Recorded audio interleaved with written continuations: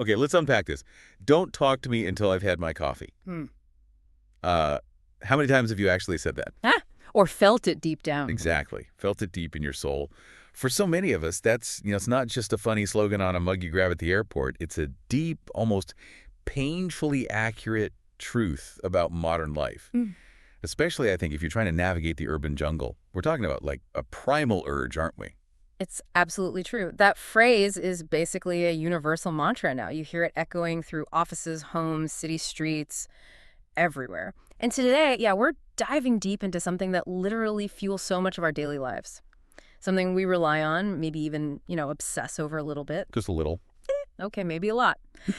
But we rarely stop to think about its true significance. We're talking, of course, about coffee. It's moved far beyond simply being a beverage. It's something else entirely now. Exactly. It's transformed in ways most of us probably haven't even really clocked. From just, a simple hot drink, maybe a quick pick-me-up at a diner way back when, into what we could genuinely call a cultural phenomenon.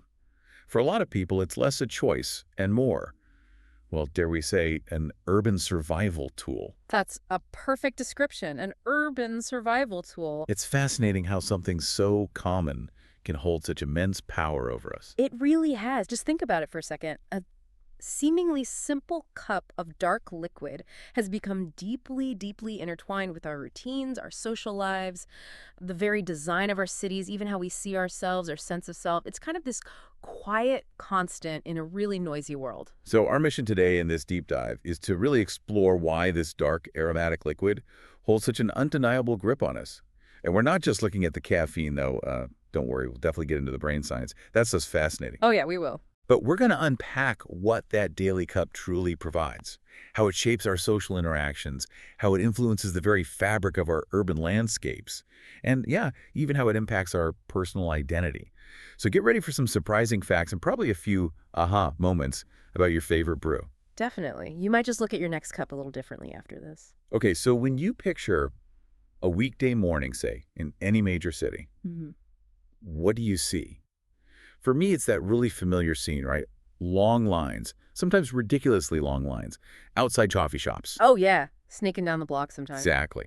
And you've got these bleary-eyed commuters often moving at like warp speed, clutching those paper cups like they're actual lifelines. It feels almost like a battlefield out there for urban workers. And coffee is the one thing that makes it all feel just a little more manageable, a little less like you're fighting the world completely unarmed. It's the armor. It is. It's that quintessential pre-9 to 5 shuffle. That image is incredibly potent because, yeah, it captures way more than just a thirst for caffeine. It really paints a picture of a profound daily ritual. What's fascinating here is that for many people, it's less about the literal caffeine jolt. Though that's certainly part of the appeal, let's be honest. Can't deny that. No, can't deny that. But it's much more about the ritual itself, that consistent routine, standing in line, maybe getting that familiar nod from the barista who somehow, miraculously, remembers your name and your super complicated order. How do they do that? It's amazing. It's a superpower. And then that first glorious sip on the sidewalk, it becomes the morning's anchor in the chaos of city life. It provides structure. It's like this unspoken signal that just says, okay, I'm ready now. It grounds you. It's totally like the official start button for your day, isn't it? In a world where so much feels completely out of our hands, just deciding on that specific coffee at that specific shop is often the first decision we make in a day that feels like we're actually in control. That's a great point. It's a small thing, but it's a significant act of agency, right? A tiny rebellion against the demands of the clock and the overflowing inbox. That feeling of predictability, it's powerful. And that ties directly into the psychological boost coffee gives us. Beyond just the comforting ritual, caffeine famously enhances alertness and improves mood. We know this. For students pulling all-nighters or professionals battling impossible deadlines, coffee is this readily available tool to combat fatigue and keep productivity up. It's almost expected now, isn't it? In many offices. It really is. You're not just getting a drink, you're kind of activating a productivity switch, flipping it on. And it's not just about the pure science, the caffeine molecule itself, is it? There's that deeper, very human need for routine and comfort. We crave those familiar patterns, especially when everything else feels a bit chaotic. Precisely. That daily act, whether it's brewing your coffee just right at home with your specific ritual. Oh, don't mess with my morning brew routine. Exactly. Or making that quick trip to your local spot. It offers this profound psychological comfort. It's a moment of respite, like a tiny island in an otherwise hectic day. And that significantly enhances one's sense of well-being and preparedness. It's a moment for you, a mental pause before the full onslaught of the day hits. Yeah. This consistent, predictable action, it kind of reduces your cognitive load a bit. Yeah. It lets your brain gear up for the more complex stuff ahead. You know, it makes me think about coffee as, like, emotional armor. Have you ever thought of it that way? I think emotional armor. I like that. Explain. Well, for so many urban workers running on deadlines, anxiety, and, let's be honest, often just pure burnout, coffee isn't just a drink. It acts as this kind of shield. It's a socially acceptable form of self-medication, really.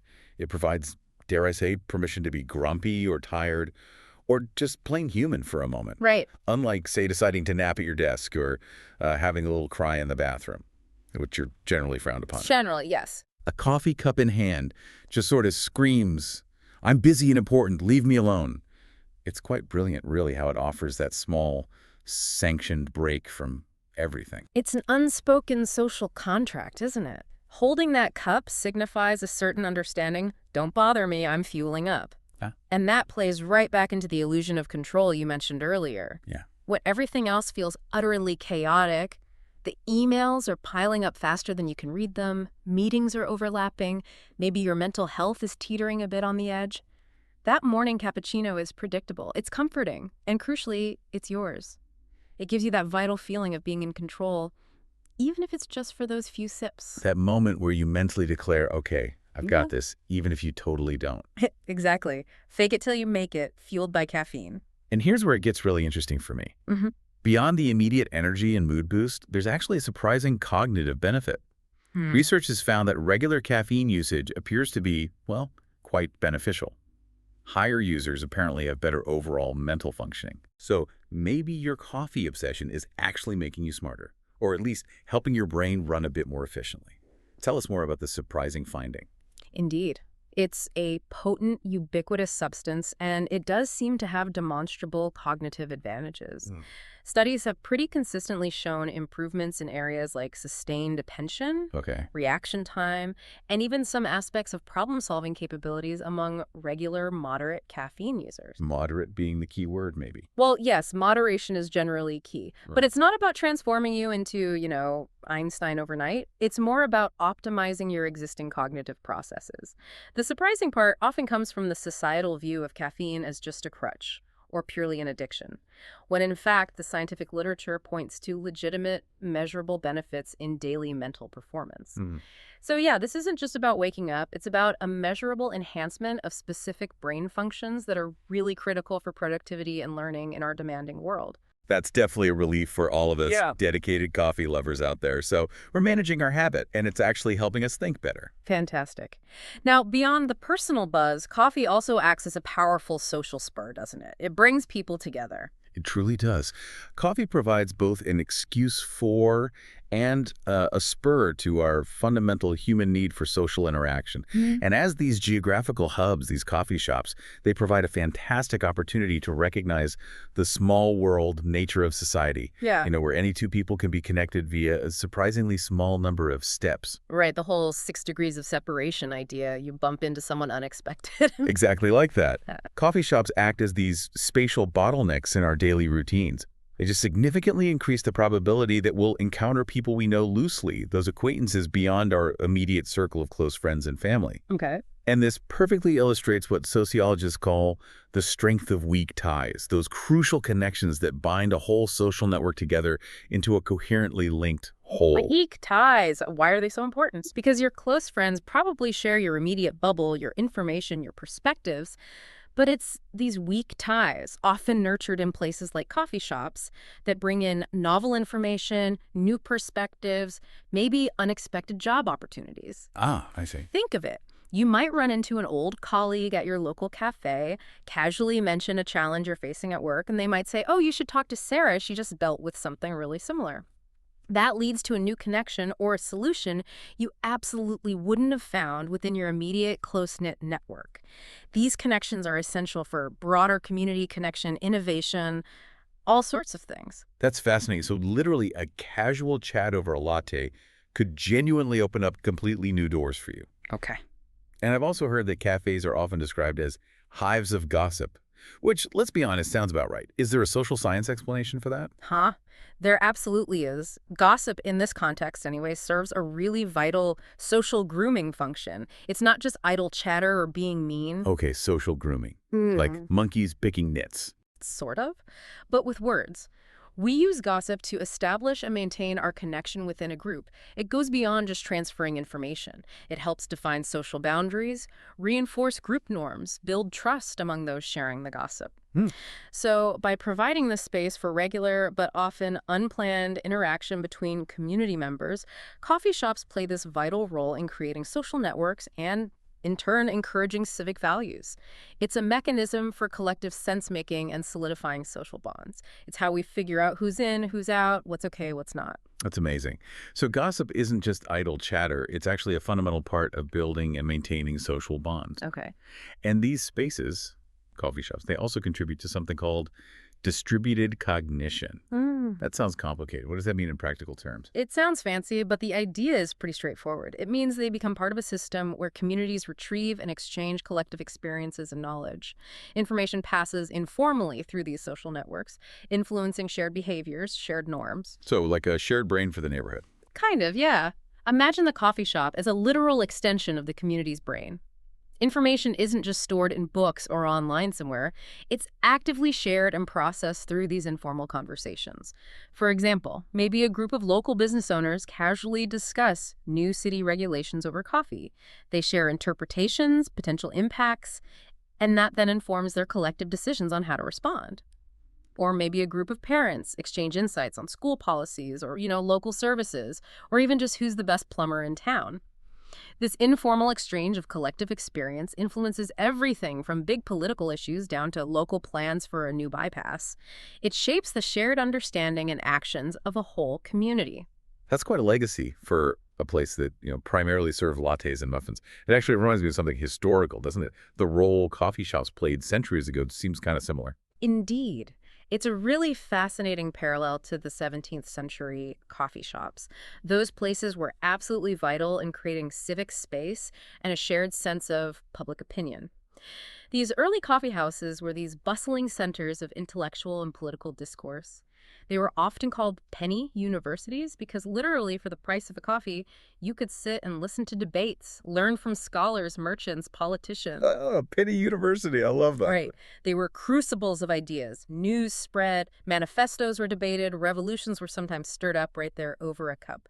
They played a key, absolutely undeniable role in the growth of democracy by fostering open debate and the free exchange of ideas, completely independent of the pubs or more formal institutions. It makes you kind of hope for a similar resurgence of civic values and maybe participatory democracy in the 21st century, perhaps sparked by our modern coffee culture. Could it happen again? That's a really hopeful thought. From fueling your brain to potentially fostering democracy. Your morning coffee is doing a lot more heavy lifting than you probably realized.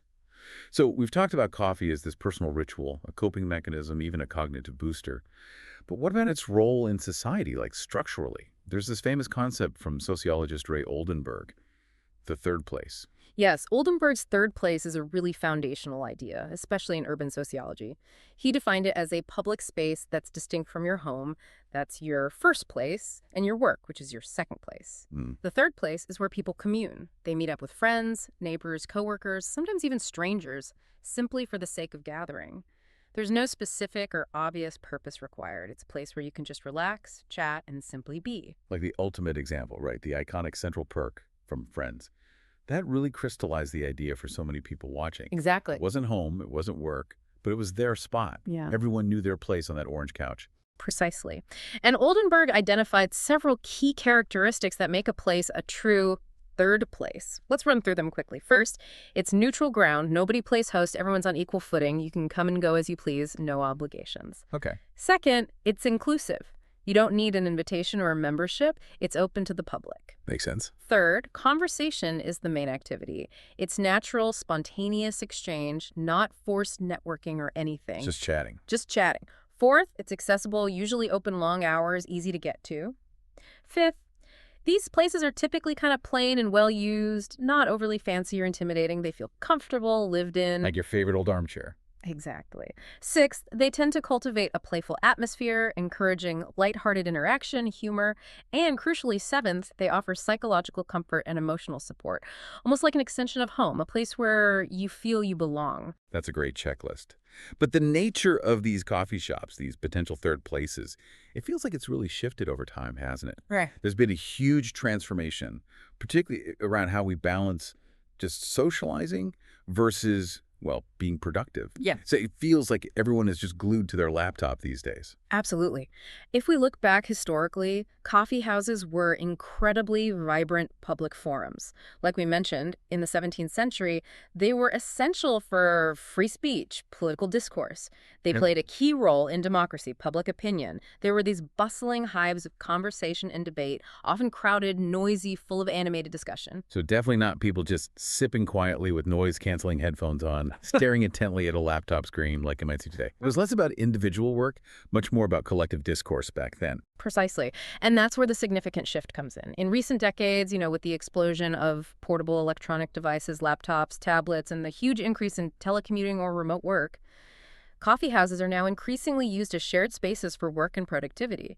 This is a dramatic departure from their historical role as purely social or intellectual hubs. And Oldenburg himself, the guy who came up with the third place idea, he actually feared this, didn't he? He worried that mixing work and socializing would create a hostile habitat, that it would erode the fabric of society by taking away from genuine conversation and social connection. He basically predicted the death of the true third place. That was his major concern, absolutely. He believed that mixing these functions would dilute the core social purpose. Yeah. However, what studies actually suggest is quite different, or at least more nuanced. For most people, it seems technology and productivity happen, often pretty seamlessly and without much conflict, right alongside socializing and conversation. It's not necessarily an either situation. People seem to find a way to make it work, adapting these spaces to meet multiple needs at the same time.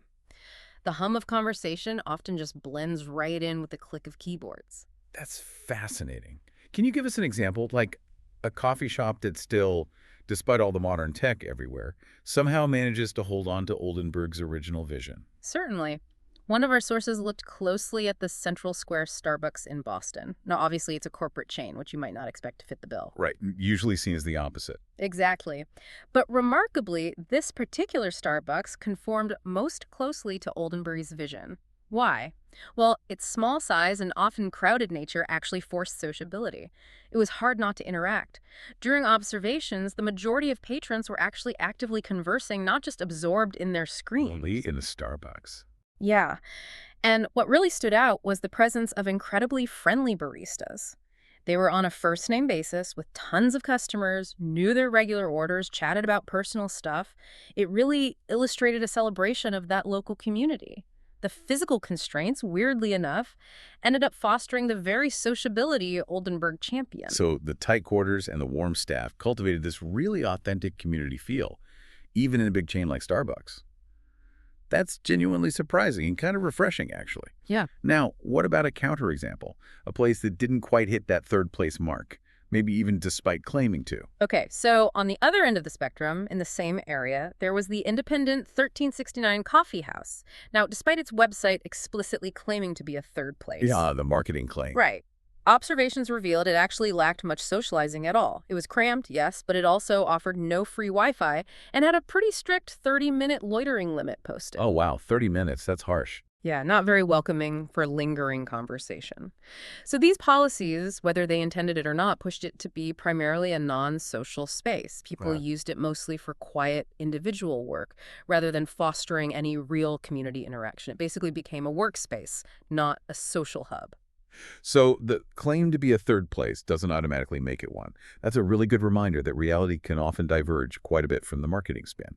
And this leads us nicely into another major transformation, that ongoing debate, or maybe just perception, between independent versus chain establishments. There's this classic idea, right, that the small, locally owned shops are bohemian or authentic, while the big corporate chains are often criticized for their sanitized lack of character, their blandness.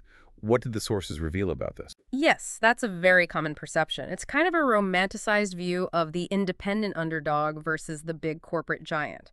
However, here's where we uncover another unexpected insight, particularly when it comes to service. Counterintuitively, the research found that baristas and staff at the independent cafes studied were not always as friendly or engaging as those at Starbucks.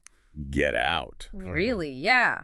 As we saw with that Central Square Starbucks example, their baristas were observed greeting patrons by name, knowing orders, offering extensive help, actively trying to foster relationships. In contrast, staff at some independent cafes were often described as more aloof or just focused solely on the transaction itself, lacking that personalized touch. So this really challenges the stereotype that smaller automatically means warmer or more welcoming. That completely busts a myth right there. Oh, wow. So it's not always the little mom and pop shop that's giving you the warm fuzzies. Okay. What else sets them apart, especially in terms of what draws people in or how they use the space? Amenities. Amenities emerged as a really key distinguishing factor, and they heavily influence how these spaces are ultimately used. Chains like Starbucks consistently offer things like free, unlimited Wi-Fi and plentiful power outlets. They often have newspapers or magazines available too. They are explicitly catering to a productivity-focused clientele. Yeah. They're designed for you to settle in and work for a while. Right. They want you there, plugged in. Exactly. Many independent shops, in contrast, often have fee-based Wi-Fi or strict time limits on usage, fewer power outlets, and often no newspapers. And these amenities, or lack thereof, are a leading reason why patrons have kind of transitioned from using coffee shops primarily as social gathering spaces to using them more as spaces for work and productivity. The convenience of a reliable connection and a charging spot often trumps the desire for unique local charm when you've got a deadline. So if you're actually looking to buckle down with your laptop and get some serious work done, a Starbucks might counterintuitively be more conducive to that. It's a very practical consideration for our busy urban lives. And what about the atmosphere itself, the physical vibe? How do they differ there? The atmosphere and the decor are definitely another clear differentiator. They really shape the patron's experience and their expectations. Independent cafes often boast unique, novel decor. Think like pavement coffee houses setup that feels like different living rooms, or Diesel Cafe's intense bicycle theme, or 1369's vibe like your grandmother's old Victorian home. Okay, very distinct personalities. They're very distinct. They create these memorable experiences, often with a quirky, individualistic charm. Starbucks, on the other hand, really prioritizes a neutral appearance and color scheme. They offer reliable standardization. You know what you're getting. Exactly. Customers can count on that consistency no matter where they are in the world. You know exactly what you're getting in a Starbucks, which for some people, particularly travelers, or maybe just those seeking predictability in a chaotic day, is a huge comfort in itself. It's all about that consistent, predictable brand experience. So the independent places offer that quirky, maybe more authentic, unique vibe, while the chains give you that reliable consistency. It really highlights how coffee shops have evolved into these incredibly versatile spaces now. They're not just for grabbing a quick drink anymore. They've become what some people call extended living rooms, or even, I love this term, office spaces. It's like our actual homes and offices are just too small or too distracting sometimes. That's a fantastic observation. And yeah, it speaks to some fundamental shifts in how we live, especially in cities. With housing spaces generally becoming smaller, particularly in densely populated urban areas, people often find it difficult to invite friends and family over for gatherings, or even just to find a quiet spot at home to work without constant distraction. The laundry pile is always calling. Exactly. Or the kids, or the roommates. Coffee shops step in to fill that void. They provide this much-needed public space for meetings, for work, for leisure. They effectively become an extended space from both home and office, really blurring the lines between our personal and professional environments. And coffee plus office, it's such a clever term, isn't it? It perfectly describes the coffee shop as this, like, ideal working environment where there are no colleagues popping by your desk, no family members needing something. You can escape the office politics or that nagging laundry list of chores and just focus. It's a kind of liberation, in a way. It absolutely is. It's an environment that feels optimized for individual productivity, but it's still within a communal setting, so you don't feel totally isolated. For many, it offers that perfect balance, enough background buzz to feel connected, but enough anonymity to actually focus. And for students, this role is particularly crucial. Coffee shops often serve as their primary classroom or designated study spot when they need to get off campus. They provide this neutral territory that's ideal for focused work. Yeah, libraries can be too quiet sometimes. Right, and studies have even suggested that the busy, bustling atmosphere of a coffee shop around 70 decibels, apparently, which is similar to a library's quiet chatter, actually can lead to higher scores on certain cognitive tests compared to complete silence. Complete silence can surprisingly limit one's abstract thinking sometimes. So a little background buzz is actually good for your brain. That's my official excuse from now on for never working in total silence. I'm just optimizing my cognitive function, obviously. Yeah, whatever works. And speaking of trying new things, I've heard a lot about cafe hopping as a trend lately. What's that all about? Sounds like a pretty fun weekend activity, honestly. Cafe hopping is definitely a growing trend, yeah. It seems to be driven by a desire for novelty, for seeking out new experiences. People enjoy exploring different cafes, soaking in their unique atmospheres, trying their different offerings. Sometimes it's just for the aesthetic, the Instagram potential or the specific vibe. Got to get that perfect latte art shot. Of course. It's about discovering new places, new flavors, and maybe eventually finding a place that they can truly call their own, a new regular spot. Or maybe just enjoying the journey of discovery itself. It's a kind of low-commitment form of urban exploration. It's like finding your personal sanctuary, but you get to try it a whole bunch before you actually commit. That sounds great. I also hear that the whole cafe phenomenon is expanding beyond just traditional storefronts now. Like people are opening cafes in their own homes. Is that really a thing? Yes, it's a fascinating evolution, actually. Even home-based cafe pop-ups are emerging. These are temporary cafes set up in unconventional spaces, sometimes literally people's homes or apartments. And they've been observed bringing really diverse groups of people together, fostering new connections and a unique sense of community in very organic, super relaxed ways. It's like a hyper-local approach to fostering that third place idea, proving that the desire for connection over coffee is truly adaptable and can pop up anywhere. Wow. So whether it's for getting work done, finding your perfect study sweet spot, or just enjoying some relaxed conversation, maybe some joking, some talking with friends, or even new acquaintances, coffee shops are truly morphing into these indispensable, incredibly flexible spaces. They cater to our evolving needs for both solitude and connection. It's all about finding that comfortable vibe, isn't it? That sense of belonging, wherever it happens to pop up. That seems to be the core appeal, finding that blend. Okay, let's switch gears now and get into the real nitty-gritty, the social science behind your daily sip.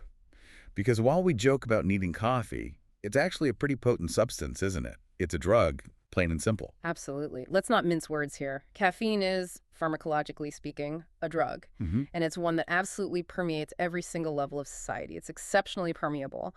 What that means is within about an hour of drinking a cup of coffee, it's probably in every single cell of your body. Traces can be found in all your body fluids. Wow, every cell. Pretty much. People drive, work, play, all under its influence. And it's found everywhere from factories to hospitals, even schools.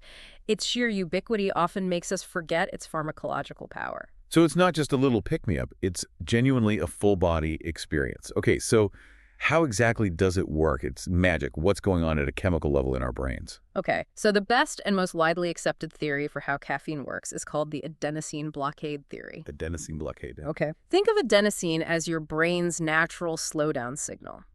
Throughout your day, as your neurons fire away and use up energy, adenosine gradually builds up in your brain. It binds to specific receptors like a key fitting into a lock. And as more and more adenosine binds to these receptors, it starts to inhibit neural activity. It makes you feel drowsy, reduces your alertness, and basically prepares your body for sleep.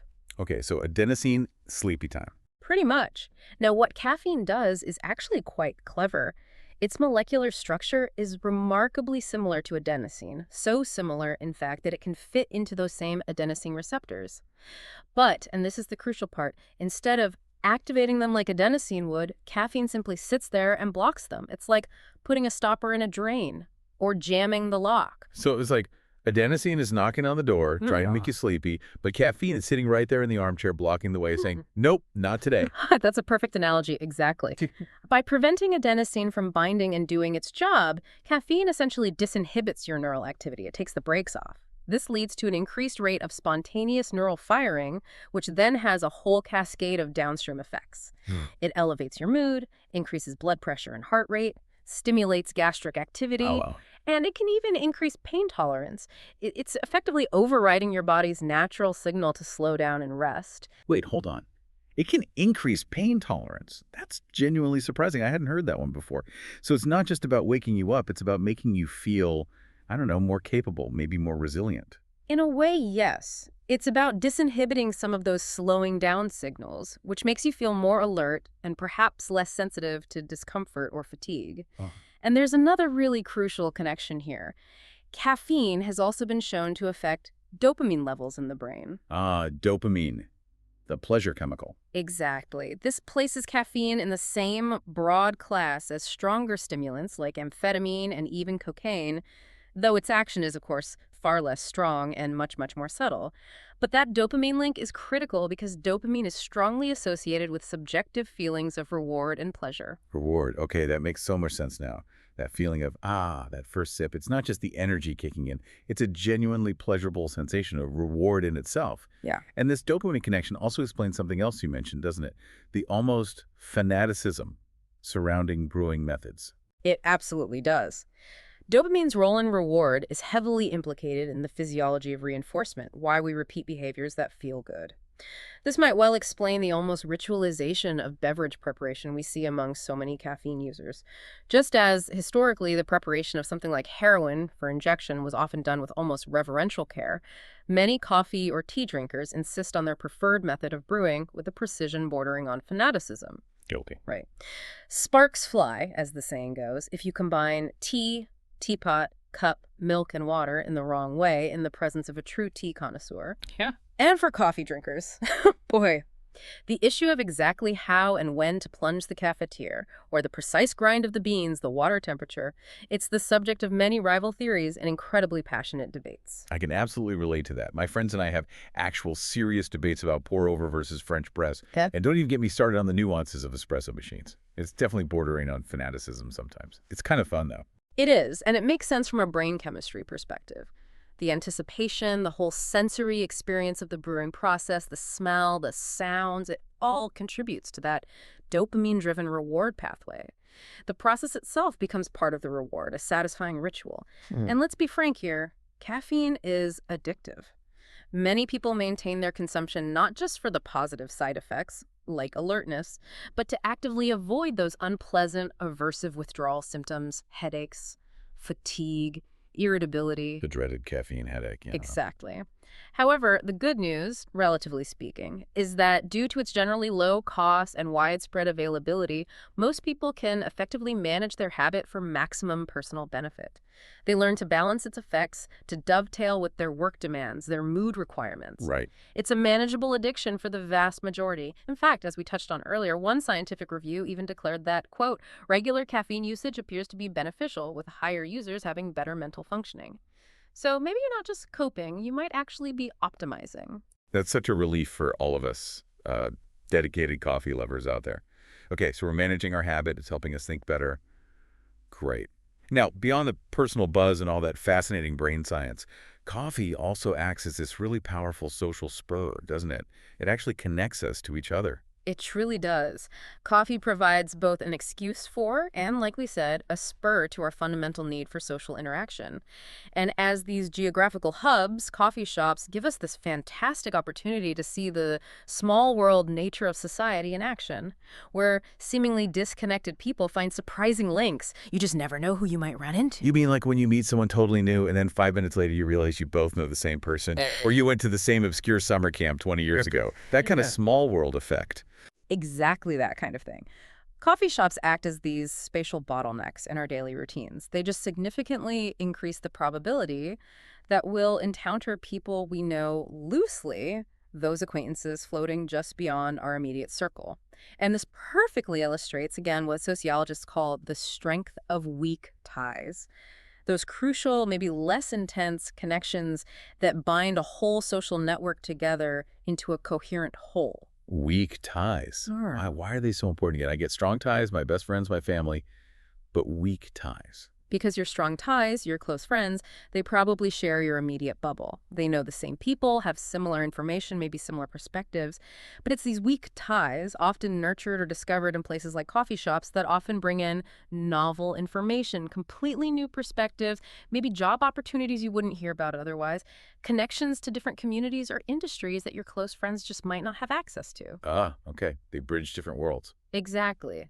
It's how new ideas spread across groups and how diverse communities find common ground or collaborate. That's fascinating. So yeah, casual chat over a latte could genuinely open up completely new doors. Huh. Okay. We touched on this, but cafes are often described as hives of gossip. You said there's a social science reason for that, the social grooming. It sounds kind of fun, honestly, besides being functional. Heh, it often is fun. And yes, there absolutely is a reason. Gossip in this context serves that vital social grooming function. It's not just idle chatter, it's a fundamental human behavior for group cohesion, like you said. We use it to establish and maintain our connection within a group.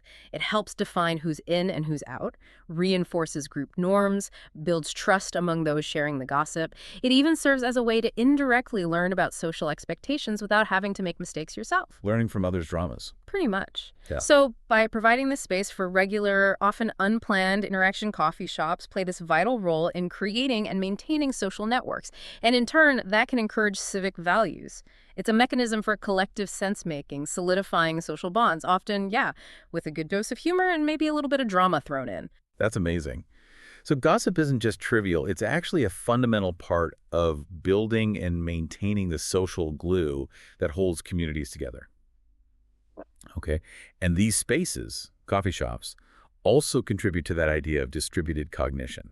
What does that mean, again, in practical terms for a community? Like, how does it play out day to day? Right, distributed cognition. It means they become part of this larger system where communities retrieve and exchange collective experiences and knowledge. Information just passes informally through these social networks, influencing shared behaviors, shared norms. Think of the coffee shop, again, as like a literal extension of the community's brain, or maybe its central nervous system. Information isn't just stored away somewhere. It's actively shared, debated, processed through these informal chats. Give me an example. Okay, maybe a group of local artists meets regularly at a cafe and discusses new funding opportunities or techniques or gallery openings. That collective knowledge then informs their individual practices and maybe leads to collaborations. Or maybe, like we said, parents exchange tips about navigating the local school system or dealing with a difficult landlord. This informal exchange of collective experience influences everything, from big political opinions down to very local decisions, like where to get the best pizza. It shapes the shared understanding and actions of the whole community. That's quite a legacy, again, for a place that mostly just serves caffeinated beverages. It really does echo that historical role, doesn't it? The vital part coffee shops played centuries ago. Indeed. It's a really striking parallel to those 17th century coffee shops. They were absolutely vital in creating that civic space, that shared sense of public opinion. Those early coffee houses were these incredibly dynamic centers of intellectual, political, even financial discourse, the penny universities where ideas were currency. News was spread, stocks were traded, manifestos were debated, sometimes revolutions were plotted, all over coffee. They played a key, undeniable role in the growth of democracy, fostering open debate, free exchange of ideas, totally independent of the pubs or the formal halls of power. It really does make you hope for a similar resurgence of civic values, participatory democracy, maybe even just informed debate in the 21st century. Could our modern coffee culture spark something similar? It's an interesting thought. From fueling your individual brain to potentially fueling democracy itself, your morning coffee is doing some seriously heavy lifting, way more than you probably realized. All right, let's talk about something maybe a bit lighter, but still deeply personal, yet surprisingly public, what your coffee order says about you. Because it feels like coffee has truly evolved, right? From just being functional, waking you up, to being this powerful form of self-expression, a real lifestyle statement. It's like a little daily uniform for your personality, isn't it? It absolutely has. Your coffee choice often isn't just about what tastes good anymore. It's become this subtle yet pretty potent reflection of your perceived status, your taste, maybe even your values. Especially in urban office culture, it's almost like this mini personal branding exercise you do every single morning with every cup. It's a kind of shorthand for who you are, or at least who you want people to think you are that day. It's totally like a secret code, isn't it? A fun little peek into someone's personality without having to exchange a single word. Okay, so give us some examples from the sources. What does your order really say about you? I'm genuinely curious what mine says now. Okay. Well, according to the observations in the research, if you're a straight-up black coffee drinker, you might be signaling that you're practical, efficient. No fuss, just fuel. You mean business, you're not here for the frills, just get the job done. Get straight to the point. I like that. Yeah. Very decisive. Admirable. Then there's the triple shot caramel latte. That order could suggest you're maybe a bit fancy, but also undeniably tired. Perhaps burning the candle at both ends, needing that extra caffeine kick, and a sweet reward for all your hard efforts. It's both comfort and boost, all wrapped into one complex, sugary package. Guilty as charged sometimes. Definitely been there. And what about those of us trying to be a bit more virtuous, perhaps? Or maybe just keeping up with the latest health or environmental trends? Ah, yes. An oat milk, flat white, in a reusable jar. That certainly suggests you're environmentally conscious, maybe health aware. Perhaps with just a hint of underlying anxiety about the state of the world driving those choices. Just a hint. Okay, maybe more than a hint. But you're doing your part. You're well-informed, maybe overthinking it a tiny bit. But in a very conscientious way, it's definitely a statement of values. Sounds about right for a lot of people I know. Very specific. And is there one for those of us who might be perpetually on edge, but trying desperately to play it cool? Oh, absolutely. The iced Americano. That one could even hint at silent panic. Silent panic. Oh, no. Cool on the outside, right? Appearing collected, effortless. But perhaps there's a whirlwind of internal activity, or just pure exhaustion, bubbling just beneath that calm, icy surface. It's the drink of choice for someone who needs maximum caffeine impact but wants to look effortlessly chill while getting it. That's hilariously accurate. Wow. It really shows how much we project onto these seemingly simple, everyday choices. So what does this all mean for our identity in a broader sense in this urban landscape? Well, ultimately, your coffee order becomes this kind of badge. It's a small daily declaration of this is who I am today, or this is how I'm feeling today. Yeah. It's a fascinating part of this larger urban phenomenon of crafting our identity within systems work, city life, that so often try to strip it away to reduce us to just a job title or a commute time or a number. Your coffee becomes this small personal rebellion, a way to inject your personality into the mundane routine, to assert just a little bit of your unique self in a sea of conformity. It's like this quiet conversation you have with the world, one delicious, customized sip at a time. So next time you're standing in that line, remember, you're not just ordering a drink. You might be telling a whole story about yourself, one delicious sip at a time. It's all part of the relaxing, chatting, maybe even a bit of joking that comes with our collective coffee obsession. Precisely. It's a little piece of performance art. Now let's zoom out again, look at the bigger picture. How do coffee shops literally shape the very fabric of our cities? The urban caffeine fix, as one source calls it, is far more than just a personal trend. It's actually an indicator of urban health and vibrancy. They're kind of like the pulse points of a city, aren't they? They truly are. The sheer number and visibility, the proliferation of coffee shops, signals two key things for urban environments. Firstly, it often indicates increased disposable income among city dwellers, suggesting some level of economic prosperity. And just as importantly, it signals a more vibrant, active city life. When you see more cafes bustling with activity, people sitting outside, lights on late, you're often looking at a city that's thriving socially, where people are out, they're interacting, they're investing time and money in their local economy. It suggests a lively, engaging street life. And it goes beyond just looking vibrant, doesn't it? The famous urbanist Jane Jacobs, a real legend in city planning, talked about eyes on the street being crucial for safety and community feeling. How does coffee fit into that whole vision? Jacobs's core idea was that active, street-facing shops, cafes, restaurants, places, with people coming and going, with windows looking out, they don't just create life and energy in our cities, they also make them feel safer by providing those crucial eyes on the street, people congregating, interacting, just being visible through large windows. It creates this natural form of surveillance. It's not creepy surveillance, it's just people are around. It contributes to a sense of security and community ownership of the space. Right. Coffee shops, with their often open fronts, their bustling activity, maybe outdoor seating, they are perfect examples of this. They ensure continuous activity and this sort of passive policing of public spaces. They turn potentially impersonal streets into dynamic, observed, safer environments. So a street lined with lively cafes isn't just charming, it's actually statistically safer. That's really good urbanism in action. And there's even a specific term for this now, a deliberate city planning strategy where cities actually use coffee shops to their advantage. Yes, it's increasingly referred to as cafe urbanism. This is a deliberate city planning strategy that some cities are adopting to revitalize downtown areas or specific neighborhoods that might be struggling. The goal is to actively encourage the growth of these street front establishments because planners recognize their power to draw people in, foster interaction, and create a stronger sense of place. Hmm. This can lead to more livable, more vibrant downtowns and potentially even higher property values as these areas become more desirable places to live, work, and visit. They recognize the power of these spaces to attract people and other businesses in this mutually reinforcing, virtuous loop, making cities feel more welcoming and more human-scaled. That makes perfect sense. They become destinations in themselves, not just quick pit stops. They draw people in and create that lively, desirable atmosphere. Mm-hmm. So what's the sweet spot then? What are the ideal conditions for these beloved street front establishments to really thrive and flourish?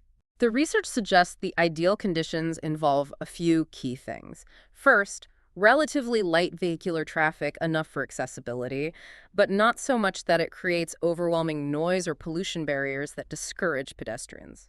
Second, ample space for walking, really encouraging pedestrian activity and lingering. And third, crucially, they thrive best where buildings have a mix of uses, residential and non-residential uses, all mixed together. Mixed-use zoning. Why is that so important? Because this mixed use creates a constantly flowing stream of potential customers throughout the entire day.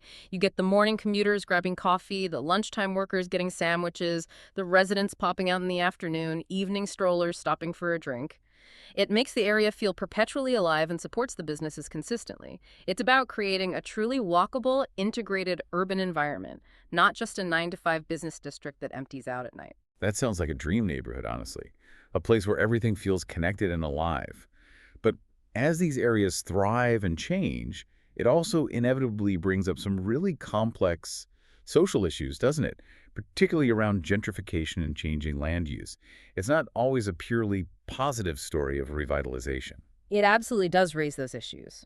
While the growth of coffee shops often reflects genuine economic growth and investment in an area, which can be positive, it also highlights a notable trend. These shops are increasingly shifting.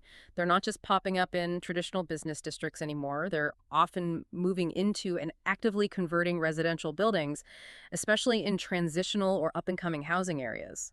For example, like you said, a charming old Victorian house might be bought up and converted into a trendy new cafe. So yeah, a charming old house suddenly becomes this trendy new coffee shop. And while that might seem appealing on the surface to some people, it raises some pretty serious socioeconomic implications, right? Like, who actually benefits from this growth and who might be getting pushed out or left behind? Absolutely. This kind of transformation can certainly improve local economies in some ways, creating some jobs, attracting new residents and other businesses.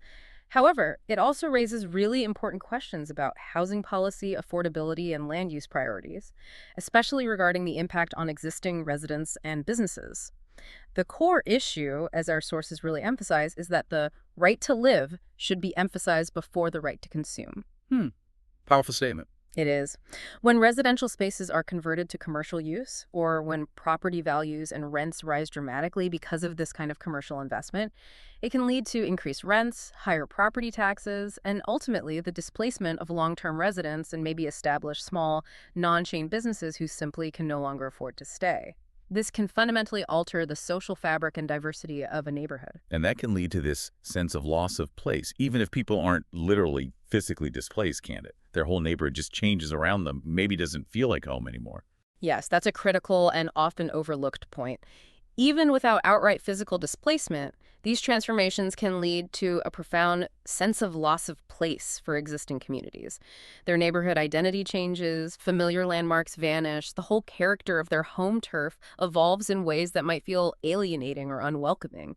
That corner store or the family-run restaurant, maybe central to community life for decades, might be replaced by a slick chain cafe or an upscale boutique that doesn't serve their needs or reflect their culture. Yeah. This can erode existing social networks and that deep sense of belonging, creating a feeling that the neighborhood is no longer really theirs, regardless of any perceived economic improvements or fancy new amenities. It's a really complex tension between progress, investment, and preserving community character. It's definitely a tricky balance, that line between revitalization and preservation, or maybe even just displacement. It's tough. And speaking of challenges, there's another big, visible environmental elephant in the room when we talk about our coffee habit. The staggering problem of disposable cups. Oh, yes, that's a critical issue, and it's become such a visible symbol of urban waste all around the world. The environmental cost of single-use disposable coffee cups is just staggering. Billions upon billions used globally every year. They contribute massively to pollution, overflowing landfills, rising greenhouse gas emissions, especially because that thin plastic lining that makes them waterproof also makes them incredibly difficult and expensive to recycle in most standard municipal systems. We see them everywhere, right? Discarded on sidewalks, spilling out of bins. A very stark reminder of our throwaway consumption habits. And the recent pandemic only intensified these challenges, didn't it? Uh, I remember vividly when almost all coffee shops temporarily stopped accepting reusable cups for health reasons. Felt like a huge step backwards. Indeed. Public health concerns during the peak of the COVID-19 pandemic led many, if not most, coffee shops to temporarily halt reusable cup programs. And unfortunately, a lot of planned waste reduction policies were postponed or rolled back at the same time. It felt like a necessary measure for safety at the time, but it certainly exacerbated the disposable cup issue, accelerating the use of single-use items across the board. So what's the core challenge then in getting people as us to switch consistently to reusables? Because it feels like most people want to be more sustainable, but the actual behavior change isn't happening nearly fast enough. What's really holding us back? The core challenge is actually pretty simple, yet profound. Convenience. Sheer convenience heavily influences consumer choices day in, day out. The ease of just grabbing a disposable cup often overshadows our good sustainability intentions. People are often, frankly, reluctant to carry reusable cups around with them all day, especially if coffee shops lack the supportive infrastructure to make it effortless. Things like easily accessible cup washing stations or reliable, widespread deposit return programs. The path of least resistance, unfortunately, is usually chosen. So it's not just about telling people to do better, it's about making it genuinely easy to do better. Okay, so what are some practical solutions that actually seem to work, according to the research? The sources highlight several tangible solutions that show promise. Implementing cup sharing programs where customers pay a small deposit for a standardized reusable cup that they can return to any participating location has shown great potential in some areas. Providing really clear signage about the environmental benefits of using reusable cups right there at the point of sale can help. And crucially, training staff to actively and enthusiastically promote sustainable behaviors, actually asking, "Do you have your reusable cup today?" can make a huge difference. So staff interaction matters. It really does. And what's interesting is that research suggests consumers actually value these kinds of efforts from businesses. The Yeah. infrastructure, the encouragement, often more than simple financial incentives, like getting a tiny 10-cent discount for bringing your own cup. Huh. That's surprising. It is. People seem to want to feel like they're part of a collective solution and that the businesses they frequent genuinely care about sustainability rather than just feeling like they're being nickel and dimed. That's a really great insight. It's about genuine engagement and making it frictionless, not just a token discount. So what's the big takeaway then? How do we tackle this massive problem effectively and ensure a more sustainable future for our beloved coffee culture? Ultimately, it's going to require real collaboration. As with so many complex urban challenges, there's no single magic bullet. We need concerted efforts among multiple groups. Consumers who maybe need to prioritize convenience a little less and commitment to sustainability a bit more. Businesses who must innovate, invest in, and provide truly accessible, sustainable options like those cup-sharing schemes. And governments who can implement supportive policies, maybe mandate certain standards, and help build the necessary infrastructure. This kind of collective, multi-pronged effort is absolutely crucial to create lasting change in our coffee consumption habits. For the benefit of the environment, public health, and frankly, the long-term health and appeal of our urban economies too. It's a systemic issue that needs a collective effort, one reusable cup at a time. So there you have it. Your daily coffee habit, my daily coffee habit. It isn't just about getting through the day, is it? It's this fascinating nexus of personal ritual, complex neurochemistry, urban planning decisions, social interaction, identity expression, and even significant environmental impact. It's truly, profoundly more than just a drink. It really highlights how deeply integrated a seemingly simple commodity can become in our complex, modern urban lives. It satisfies so many multiple needs simultaneously, from the physiological need for alertness to the social need for connection, the psychological need for comfort and control, shaping both our inner world and the external urban landscape we inhabit. Which brings us to a final provocative thought for you, our listener, to maybe ponder as we wrap up this deep dive. Maybe the question isn't really why every office worker or every student or really just about everyone these days is so obsessed with coffee. Maybe the real question we should be asking is, what would work life, what would modern life look like if we didn't need coffee just to get through the day? Or, yeah, to dig just a little deeper on that, what is coffee actually helping us cope with? Because if we're really honest with ourselves and we dig deep enough, we might realize it's not just the lack of sleep we're constantly dealing with, it's maybe the lack of space, physical space, mental space, the lack of balance between work and life, the lack of time to just breathe, to just exist for a moment without feeling that constant pressure to perform, to produce, to be on. So tomorrow morning, when you reach for your usual cup, maybe just pause just for a second and ask yourself, what am I really craving right now? It might not just be the caffeine talking. It might be connection. It might be calm. It might just be a moment to feel like you again, even if it's just for those few sips.